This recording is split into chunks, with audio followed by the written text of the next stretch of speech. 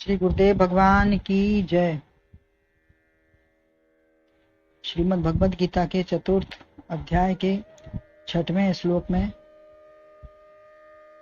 श्लोक है। अजोपि सन् व्यात्मा भूता नाम ईश्वरोऽपि सन् प्रकृतिं स्वाम दिष्टाय संभवाप्यात्म मायया। भगवान अर्जुन के प्रश्न के उत्तर में कहते हैं कि अर्जुन, तुम पहचानो मैं कौन हूं। ज्ञान संपन्न सर्वज्ञ भगवान ही जानते हैं, यह जीव नहीं जानता कि भगवान कौन है, कहाँ है, कैसे हैं। आपके और हम सबके जन्म में क्या अंतर है। अव्यात्मा अजः सन अपि भूतानाम ईश्वरः सन अपि प्रकृतिं स्वाम दिष्टाय आत्माया, अर्थात जो अव्यय हो, संसार में सभी वस्तुओं का क्षय परिवर्तन विनाश हो जाता है। संसार में जो भी चीज है, संसार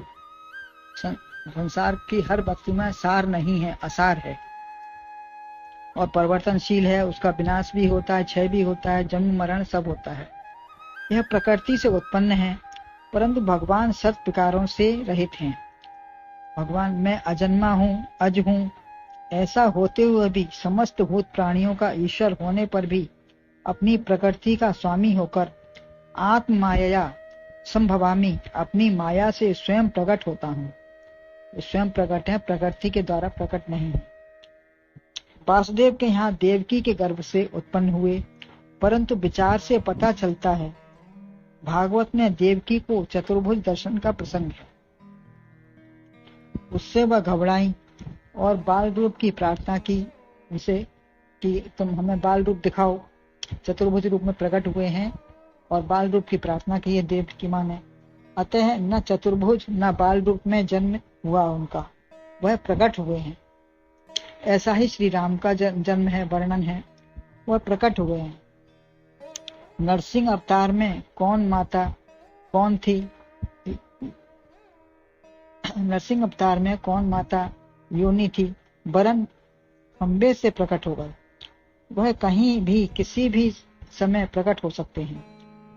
मीरा ने विष व सर्प पिटारी में प्रकट किया। प्रहलाद के लिए जल रूप व हर तरह से उसे अपनी सुरक्षा में रखा।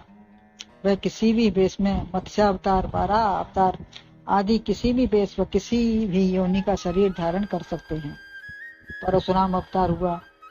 निमित्त व नैमित्तिक जब जब होए धर्म की हानि, बाढ़े असुर अधम अभिमानी। इसी प्रकार यदा यदा ही धर्मस्य ग्लानिर्भवति भारत, अवतार जिस रूप में जैसी आवश्यकता होती है वैसा ही ले लेते हैं। किसी भी जाति या वेश में नर प्लस सिंह विलक्षण अवतार भी ले लेते हैं। नर भी हैं और सिंह भी हैं। आवश्यकता अनुसार दिन रात, पृथ्वी, आकाश, नर, पशु किसी से नहीं मरे। जो हिरण्यकश्यप था वो किसी से मरने का उसको वरदान था। जो अपने पुत्र को भी मार डालना चाहे जबकि वह भक्त है, ऐसे को दंड देना ही चाहिए। देहरी पर, संध्या समय, जंघा पर न पृथ्वी न जल न अस्त्र शस्त्र किसी से भी नहीं उसको मारा, बल्कि नाखून से उसका सीना फाड़ दिया। अतः अज हैं, प्रकट हैं, अजन्मा हैं। जन्मादि पर्व स्मृति के लिए करते हैं कि जन्मादि पर्व मनाए जाते हैं। जैसे अभी जन्माष्टमी मनाई है तो ये सब मनाते हैं, तो हम लोग उनकी याद, स्मृति याद में मनाते हैं। नित्य नहीं कर सकते तो एक दो दिन ही उनके लिए कुछ करें। अव्यय आत्मा क्षय नहीं है, उनका विनाश नहीं, वरन अपने में ही समा जाते हैं। जैसे बहेलिये ने बाण मारा, रक्त की धारा बही तो शरीर छोड़ दिया। लोप करने के लिए कोई तो तरीका निकालना ही पड़ेगा। लोक देखने में जो भी आता है वो सब लीलाएं हैं। लोक में जो देखने में उनकी आती हैं वो सब लीलाएं करी हैं उन्होंने। उनका विनाश नहीं है, वह अजर अमर अद्वय चैतन्य आत्मा है। सृष्टि का लय विनाश होता है। नाहम प्रकाश है सर्वस्व, लोको मामज भव्यम। मैं समस्त भूतों का स्वामी हूँ और वही सब चलाते हैं। जीव कर्म में बंधकर वासनानुसार कर्म करते हैं। जीव अपनी अपनी वासना के अनुसार कर्म में बंध जाते हैं और फल पाते हैं। यदि वासना धन संपदा पुत्र परिवार की है तो उन्हीं में उलझा रहेगा। यदि संत सत्संग के अभ्यास हैं तो उसी में मन लगता है और वही कार्य करता है। परंतु भगवान यद्यपि संसार के ईश्वर हैं, उनका कोई स्वामी नहीं है। आपकी श्रद्धा है तो स्नान पूजा भोग करो। वह भूखे या अजीर्ण अधिक खाने से उन्हें कुछ होना नहीं है। ऐसा नहीं कि भूखे हैं तो आपको भोजन दिया तो उनका पेट भर गया, या उनको ज्यादा खाने से अजीर्ण हो गया, ऐसा नहीं है। वो केवल आपकी भावनाओं के अनुसार लेते हैं, भाव ही लेते हैं आपका। वह स्वतः सबके स्वामी है। प्रभु निवेदित भोजन करहीं, प्रभु प्रसाद पर भूषण धरहीं। अतः अपनी माया के द्वारा अपनी प्रकृति को अपने वश में करके वो प्रकट होते हैं। भगवान स्वयं कहते हैं कि मैं ऐसा करके ही प्रकट होता हूँ। आज मनुष्य के वश में अपनी प्रकृति, वाणी, काम, क्रोध, हाथ पैर कुछ भी नहीं है। उनके ही वश में होकर विचार विवेक समाप्त हो गया।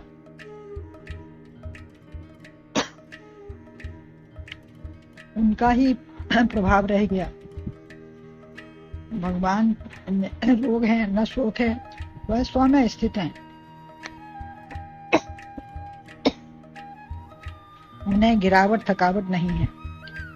कभी शिक्षा देनी है तो भले ही कुछ दिखा दें, कोई लीला करके। एक बार पेट में दर्द हुआ, नारद से कहा तो सभी भक्त दौड़ पड़े। चरणों की धूली का लेप मांगा। उन्होंने कहा कि किसी भक्त की, नारद से कहा किसी मेरे भक्त की चरणों की धूली लाओ तो मेरे पेट का जो पीड़ा है वो समाप्त हो जाएगी। तो सबके पास गए नारद जी कि भगवान को पीड़ा है तो अपने चरणों की धूली दे दो। तो सब ने भक्त डर गए कि नरक में हमको जाना पड़ेगा, हम अपने चरणों की धूली देंगे। तो किसी ने अपने चरणों की धूली देना स्वीकार नहीं किया, कोई नहीं देना चाहा। गोपिकाओं ने दे दी। हमारा कुछ भी हो, हमें कोई परवाह नहीं है। स्वयं नारद जी भी हार गए। अतः जो भक्त है वह स्वामी के लिए कुछ भी कर सकता है। नरक स्वर्ग अपवर्ग समाना। आज आवश्यकता, प्रेरणा, आदेश के अनुसार शिष्य को कुछ भी करना चाहिए।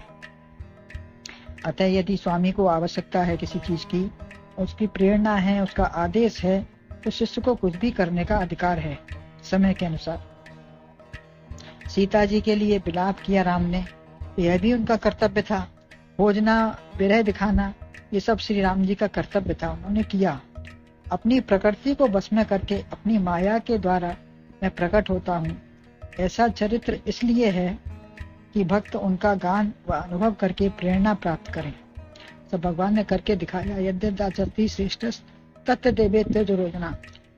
तो भगवान ने सब करके इसीलिए दिखाया कि भक्त उसकी अनुकरण करके या उसको गान करके अनुभव करके उससे प्रेरणा प्राप्त करें, उससे सीख लें कैसे सेवा प्रेम करना है। यही उपदेश है। भक्तों को आनंद व दुष्टों को विनाश करते हैं। दुष्टों के समाप्त होने पर ही दुराचरण जा पाता है। एकमात्र यही उपाय है। कंस, रावण, शिशुपाल सबका विनाश करके ही सुख समृद्धि की स्थापना हुई। भगवान भक्तों के लिए वह समस्त प्राणी सुखी आनंदित हों, उनका संरक्षण रहे, यही चाहते हैं। जैसे बच्चे को माता पिता ने खिलौने दिए तो वह माता पिता को भूल नहीं जाता। वह खिलौने तो गौड़ है। धन, ऐश्वर्य, पुत्र, परिवार यह गौड़ है, गौड़ है, खिलौने हैं, इनसे खेलो। सर्वाधार का इन सबको देने वाले को मत भूलो। अपने स्मरण के लिए तथा चरित्र ध्यान के लिए उनको वो लीला दिखाते हैं। वो सब लीला दिखाते हैं, सब दे करके कि उनको धन्यवाद करो कि आपने हमें दिया है। प्रभु आपकी कृपा से सब काम हो रहा है। वह स्वयं प्रसन्नता पूर्वक हर आज्ञा का पालन करते हैं।